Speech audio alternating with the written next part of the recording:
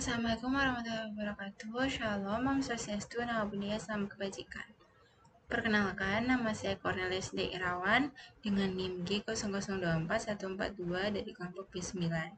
Di video kali ini, saya akan memberikan penjelasan mengenai anatomi dari traktus digestivus. Baik, langsung saja. Seorang pasien datang ke dokter dengan keluhan nyeri parut yang berulang dan berpindah-pindah. Setelah dilakukan anamnesis dan pemeriksaan fisik, diketahui bahwa nyeri pertama kali dirasakan di daerah epigastrium, lalu menjalar ke daerah umbilikus dan terakhir terasa di daerah suprapubik. Dokter menduga bahwa pasien mengalami masalah pada saluran pencernaan yang melibatkan organ-organ dari foregut, midgut, dan hindgut. Pertama, sebutkan pembagian organ-organ yang termasuk dalam foregut, midgut, dan hindgut. Lalu jelaskan pembagian suplai vaskular utama dari masing-masing bagian tersebut. Dan yang terakhir, sebutkan persyarafan utama dari foregut, midgut, dan hindgut. Serta jelaskan bagaimana nyeri visceral dapat menjalar sesuai distribusi dari saraf ini. Oke, kita akan membahas mengenai organ foregut, midgut, dan hindgut. Jadi, foregut, midgut, hindgut ini itu secara kasarannya bisa dibilang foregut ini adalah organ paling atas, lalu midgut ini organ yang ada di tengah, dan hindgut ini adalah organ yang berada di paling bawah atau organ-organ yang terakhir. Nah, foregut atau preenteron ini itu isinya ada organ apa aja? Ada organ esophagus, pars abdominalis.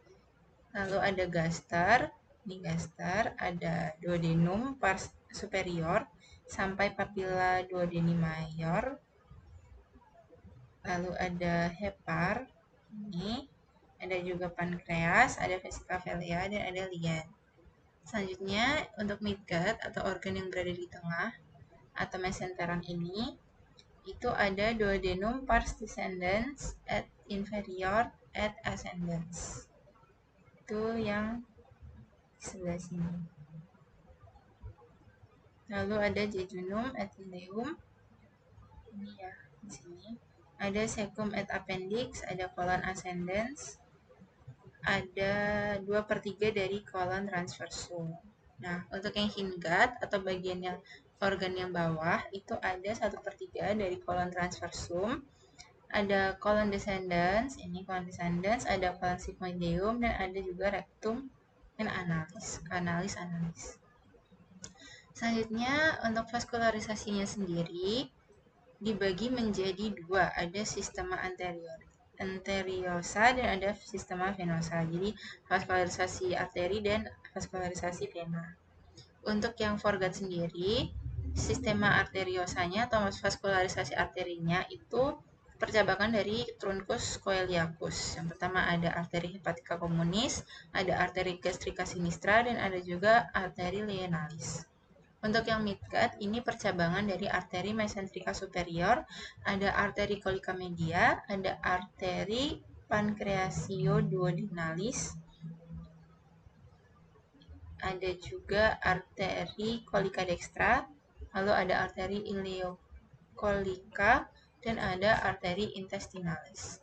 Nah, untuk yang hindgut, ini adalah percabangan dari arteri mesentrika inferior. Ada arteri colica sinistra, arteri sigmoidea, arteri rectalis superioris. Nah, itu untuk arterinya. Lalu untuk yang sistema venosa atau untuk venanya ini, baik foregut, midgut maupun hindgut ini divaskularisasi oleh vena mesentrika superior atau percabangan dari vena porta hepatica, dan vena mesentrika inferior percabangan dari vena lienalis dan percabangan dari vena porta hepatis. Baik, selanjutnya kita akan bahas mengenai inervasinya. Untuk inervasinya dibagi menjadi 3, ada preganglion, ada parasimpatis aferen, dan parasimpatis eferen. Untuk yang preganglionnya di foregut ini ada nervus planicus mayor, midgutnya ada nervus planicus minor, dan hindgutnya ada nervus planolumbalis. Lalu untuk parasimpatis aferennya ini baik foregut maupun midgutnya ini ada dari nervus vagus atau nervus 10, sedangkan untuk hindgutnya dari nervus planiki pelvici.